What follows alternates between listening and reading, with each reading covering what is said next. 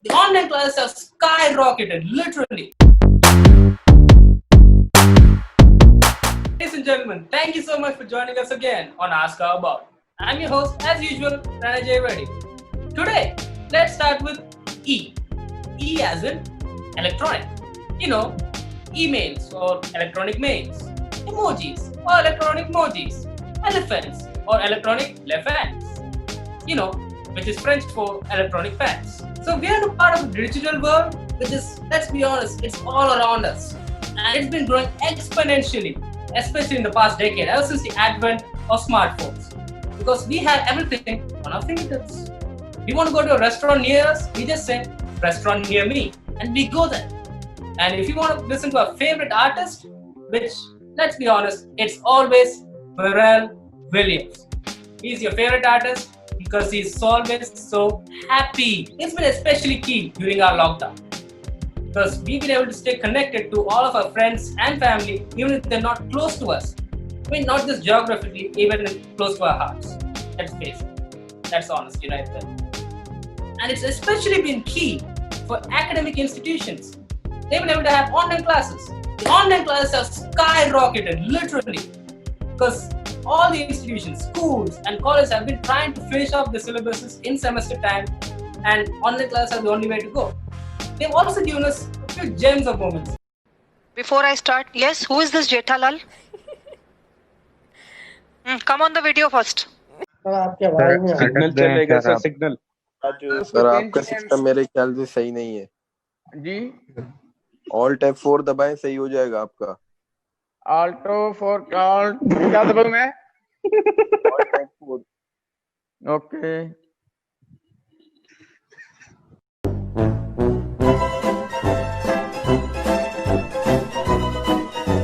Now, there have been many shenanigans pulled like this by students all over the world, especially over Zoom classes. And as a student myself, especially if my university is watching this, I didn't do any of them. I paid 100% attention in all those classes. True story. Okay, but in the spirit of being honest, and in the spirit of the semester is over, and I already got my marks, I was sleeping through all the classes. Please don't suspend me next semester. Now, it's not just us. You know, we are students, we can adapt, we can evolve, especially as college students. What about school kids? And especially, what about the parents of the school kids? If you've been on social media, you must have seen all these like crazy riots or crazy rants going on about how it's so hard to manage. And it's given us a few gems like this as well. So we are not incriminating online classes, so we're not saying this is a bad thing which is happening. Online classes are great. You know, it's safe.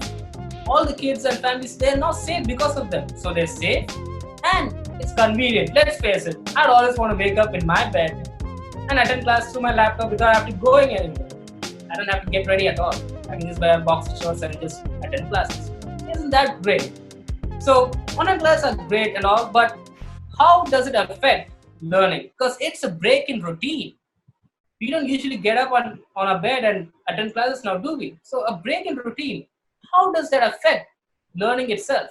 And more than that, how has it affected academic institutions, especially during this lockdown?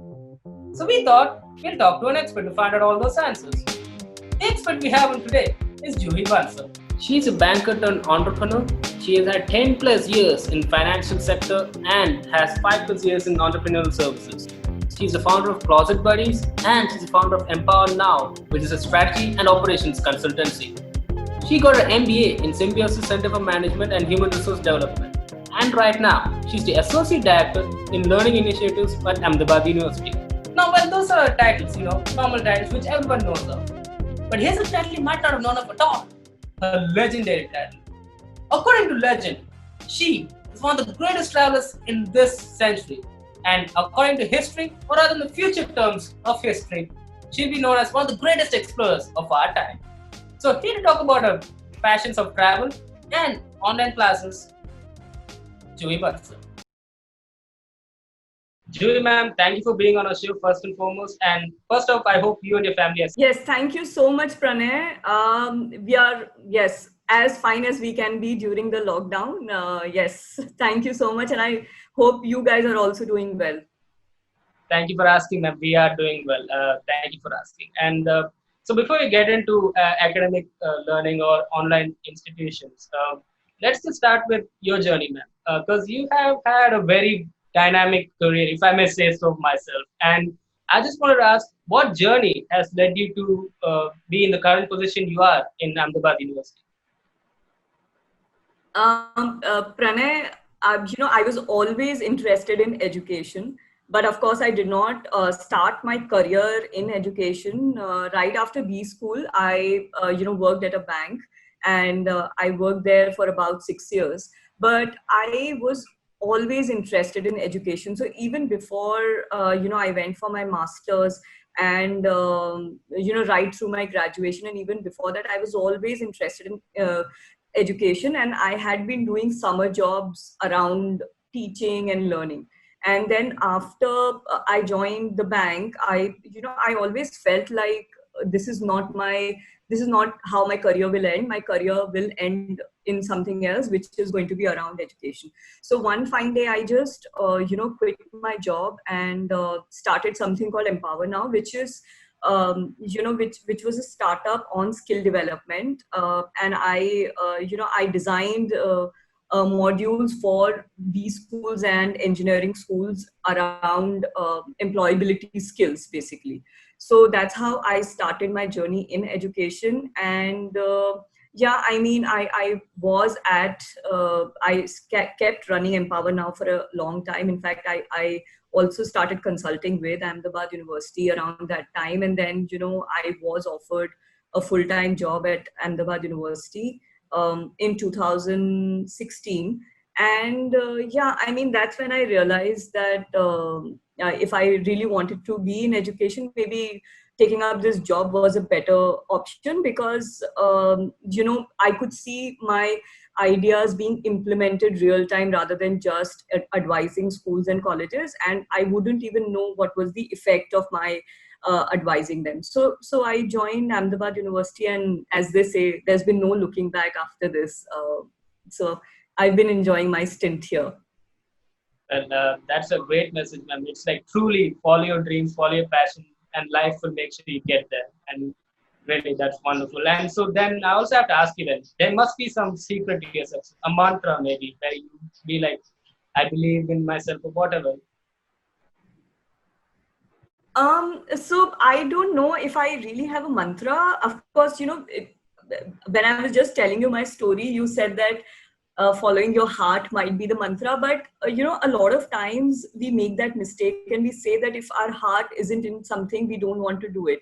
But for me, the mantra has always been that maybe do a job that of course that's not completely uninteresting, but something that you enjoy doing, but keep your passion separate from your job. So my passions are I love to read, or my passions are around fashion and reading and traveling.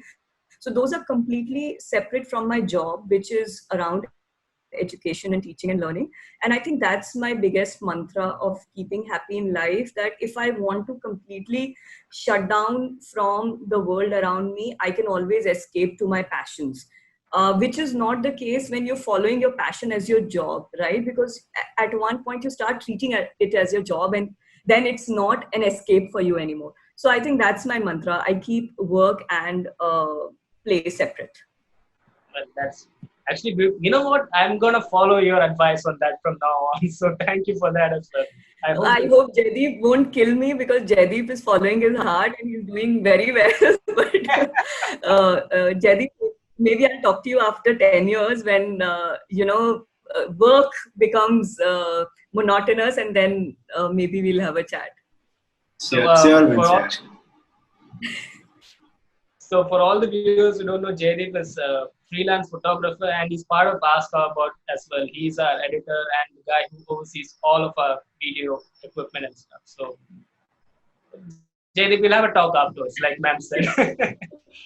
So but now moving on to ma'am, online classes and academic institutions. So we have a problem, or rather even a solution in online classes. Because let's face it, in this lockdown, it's pretty hard, and it's safer as well for online classes to operate. And even though we are opening up slightly, I'm pretty sure the college institutions and schools would like to stow away a bit before they let students in such close enclosures. So that's why I thought let's look at online classes. So, in your opinion, how do you think this teaching methodology has been?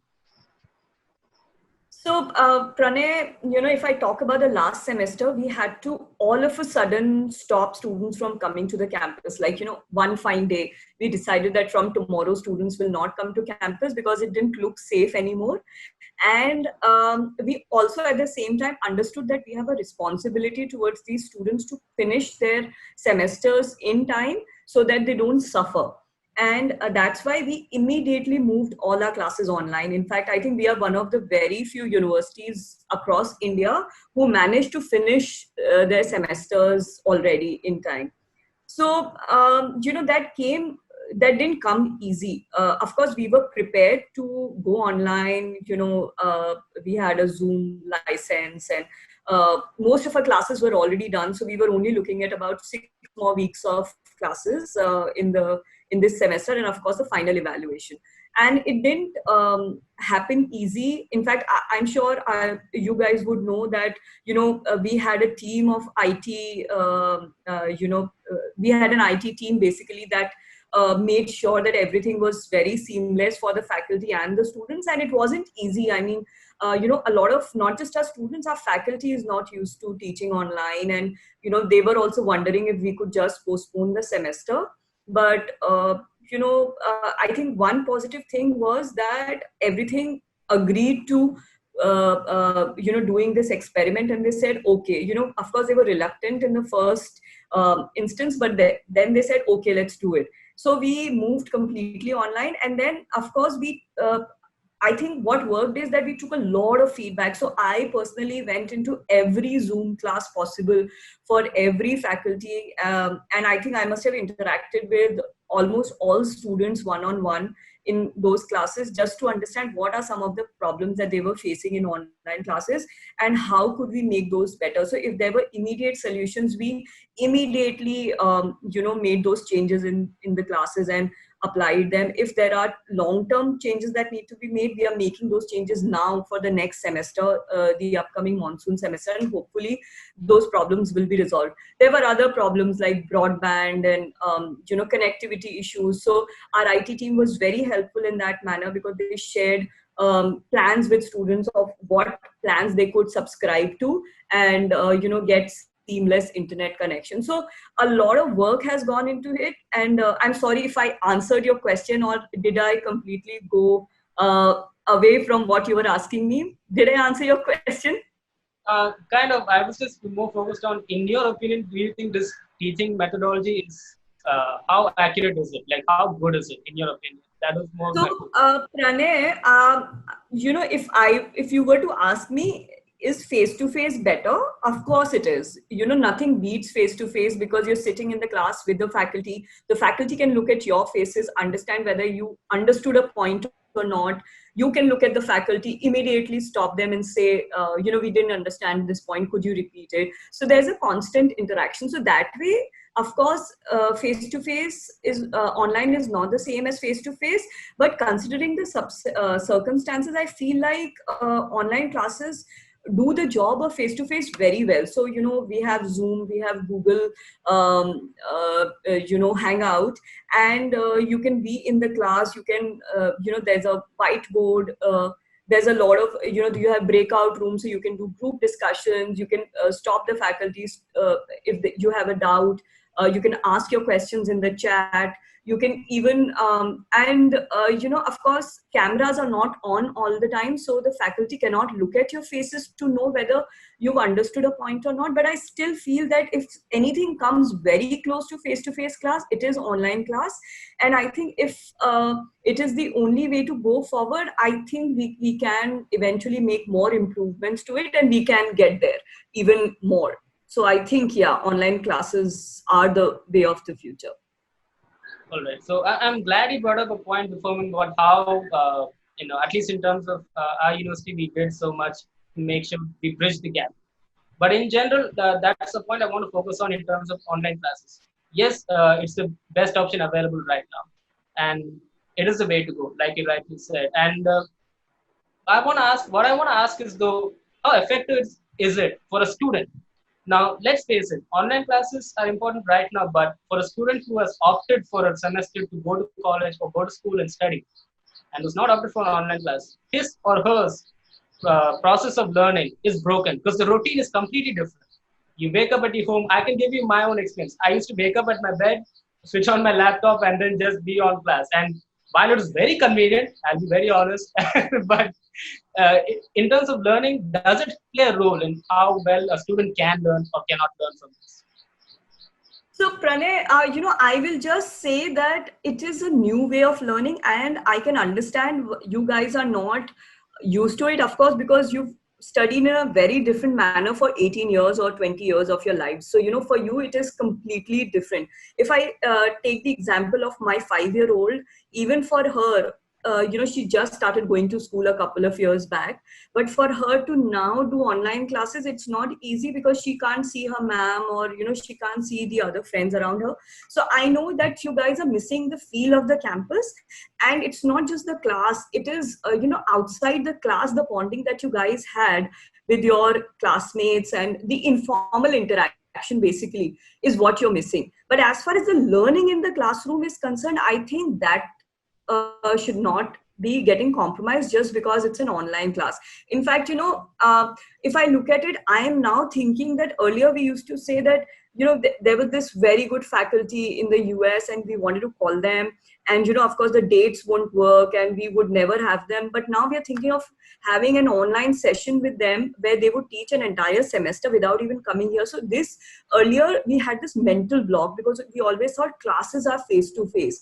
But now, because that mental block is already over, what I'm just trying to say, Pranay, here is that I know that there are certain difficulties that the students are facing, and there's no denying that. Being on campus cannot be replaced. But at the same time, online classes are also opening up so many other avenues that we had not thought of earlier. There's so much that we can do. A student who's, in a small gaon in, some interiors of a place, all he needs is internet now, and that's it. I mean, he or she can do the classes if they cannot travel all the way to Ahmedabad or to any other city, or the entire world is there now at your on your laptop basically. So I think online classes has only opened more avenues. Also, I think with everything, it takes a little learning curve, right? So the faculty will take a little time to learn how to teach, and the students will also take a little time to learn how to learn. So I think both of those things will take a little bit of time, but I think over time, I think online classes will only get better. That's great to hear, honestly. And I do agree with your point. It takes a learning time. I mean, none of us, even if going to school, it took us time to adjust different environments and everything. I agree with that. So, but college students, we can, or rather we have to adapt. Nobody's going to ask us to adapt. We are technically adults, right? But for school kids, I don't see it as the same way because they're still kids, especially the low grades, and it's a completely different shift environment. And I'm more concerned about the parents right now because, ma'am, have you seen social media where parents with school children have, although they're enjoying their time with them, it's a task, teaching them and, not being at their home for 24/7. So you must know it best because you have a daughter, like you said. So can you share some experience of how it has been for you with your daughter in terms of teaching her at like a school environment maybe? Pranay, before I start on that, just one of your points that you mentioned that we consider university students adults. Yes. Yeah. But at the same time, we also know that you guys are going through a huge change in your life, and it cannot be easy. It is not easy mentally. And we are very mindful of that. And believe me, after every feedback session that I did, and when I went back to the deans and the vice chancellors with the feedback, not even once did they tell me that the student don't listen to the students, Juhi. They are just making stories. They never said that. They said, yes, we have to understand if a student is giving this feedback. Sometimes students will give me feedback like, 4 hours in front of the computer, my eyes are tired and all of that. So we heard all of those feedbacks, and we are incorporating all of that in our next semester classes. So we understand, you guys are adults. but at the same time you need help, and we understand that. So it's not like you're all alone. There is an entire team working to make life slightly easy for you guys. Let me say on behalf of my university students, thank you. Back to my daughter. So she's 5, and she her school moved online as well in March. And like you said, there are two facets to how things are with us. The first point is that both me and my husband are working full time. So even with the lockdown, we are working from 9 to 6 non-stop, which means that my daughter is not really, we're not really with her when, she's doing her classes or she's doing some other work. All of the classes that the school is doing, they assume that they are being supervised by the parent, whereas in our case they are not being supervised, because like right now I'm here and she's doing her class. So I think for us it has made a difference, because my daughter has become slightly independent, so she understands instructions given by the faculty on Zoom herself, without having to deal with without having to fall back upon an adult to be on her side. At the same time, I think for parents, like you said, it's difficult, because 24 hours 7 days a week to spend time with your child, because we've never done it before. I think having a schedule really helps. And by schedule, I don't mean that you be very strict and you say, oh, you have to wake up at 7, and you have to brush your teeth by 7:05 and have your breakfast by 7:50. Not like that, but having a like a mota schedule for the day, which the kid also knows. Plus, at the same time, try and involve them in your day-to-day activities, the household work, because I'm sure many parents like us are also struggling with the housework now that we do not have any help coming. So, however young your child is, my child is 5 and she dusts the whole house herself. All I have to tell her is, please dust the house, and she does it, because she knows that otherwise mama or papa will have to do it. So she has to do it. So, I think, and there's no age for all of these things to happen. So just get them involved. And I think that's my only learning during the lockdown for raising your child. Honestly, ma'am, that's really sweet of your daughter, to be very honest with you. Moving on from kids or even parents, moving on to academic institutions, even taking our own university, for example, how do you think they have suffered in terms of, because there's been a loss of management, and even in terms of the economy, it's been affecting all of us, not just the institutions. But how do you think it's taken a toll on the academic institutions? We are still to see what kind of effect this entire thing is going to have on academic institutions. But yeah, a lot of things are delayed, like 12th results are delayed, which means that admissions are also delayed. A lot of students come from out of station. So those parents are still sitting, not making a decision, because of course they don't know whether the kid will be able to travel and stay in a hostel. So a lot of these things are still panning out, and we really don't know how it's going to affect the industry as a whole, and even our own university. We are hoping, and we know that for everything we might just be delayed by a year in terms of number of admissions and how things are going to pan out. But at the same time, like I said, online is the new way to be. Everything will be available online. So even for students who outstation students who take admission and cannot make it to the university, every class is available online. And I think that hopefully should make up for every loss that we are envisioning right now because of the lockdown. Yeah, I mean, I don't really have an answer to it, but all I'm trying to say is that we still need to see how this is going to pan out. And of course, we are facing some, reduction in numbers. But at the same time, everything, if a university does not get up and change themselves and become online at this point, they might face even more problems in the coming semesters. Okay, so to summarize then the whole thing, like you said, online classes are the way to. So to summarize this, in your opinion, can you give a few tips or other advices to parents and even students on how to make these online classes more effective for themselves? My biggest tip, first of all, is to faculty when they're designing online classes. And for me, the biggest tip is that, be empathetic when you're designing an online class, because your online class cannot exactly be the same. So a lot of faculty, what they do is they just take their offline face-to-face class and take it online completely without making any changes to their class. And I think that's very pertinent, because you have to understand that looking into the screen is not the same as, like I was saying, looking into the face of the instructor. So you have to, especially when you're doing a theory class, maybe you have to reduce the content that you have in your online class as compared to your face-to-face class. Similarly, in a practical class also, you will have to show them more, illustrate more than you were doing in the face-to-face class, because again, understanding in a in an online class becomes difficult. Also, some of the onus of learning falls on the student, because see, everything cannot happen online. And there are two types of classes. One is a synchronous class where the faculty is teaching you right now like this, and the other is an asynchronous class where most of the material is also available to you online, which you can do at your own pace. And I think students should also get used to doing things at their own pace, rather than hoping that everything will get delivered to them on their online classes, because it's just not possible. Like I said, that if a faculty had to teach n number of concepts, it will take them longer now than it did when they were doing a face-to-face class. So students should read up before they come to the class. The faculty is sending them reading material, maybe some videos to watch. So be prepared when you come to the class, so that there can be more interaction when the classes are happening.